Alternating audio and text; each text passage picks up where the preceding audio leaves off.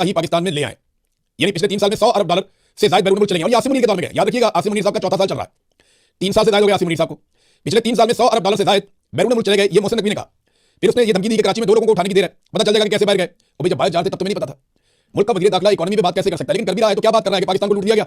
$100 अरब पाकिस्तान से बाहर चले गए और आसिम मुनीर साहब को कानून का खबर नहीं हुई। मैं आसिम मुनीर क्यों कह रहा हूं बार बार, हालांकि उनका काम नहीं है, उनका लेना देना कोई नहीं है इससे। आसिम मुनीर का क्या काम है, वो तो फौज का काम है, जाकर तो दिफा की जिम्मेदारी करें।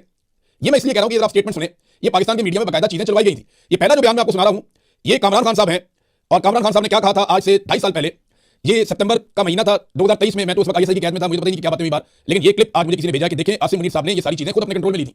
ये जरा सुने कि उस वक्त क्या हुआ था और सितंबर 2023 में आसिम मुनीर ने क्या कहा था ताजरों से मिलकर। अरब ममालिक से जल्द भारी सरमायाकारी लाएंगे। ये इस चीज़ को उन्होंने इस तरीके से एक्सप्लेन किया है कि $25 अरब उनका मोहम्मद बिन सलमान से उनकी मुलाकातें हुई हैं।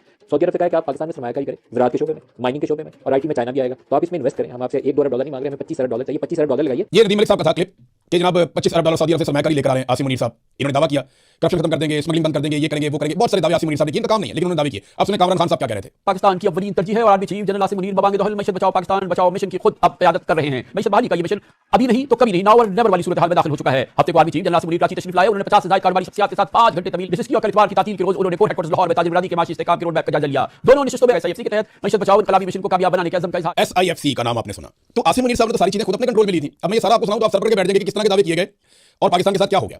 आज जो पाकिस्तान का वजीर दाखिला है वो ये कहता है कि थोड़े से पैसे वापस ले आओ, यानी 30% वापस ले आए ताजिर। भाई जो पाकिस्तान से बाहर पैसा लेकर चले गए हैं वो क्यों पाकिस्तान में पैसा वापस लेकर आएंगे। कारोबारी अफराद बैरून मुल्क दौलत का सिर्फ 30% वापस ले आए।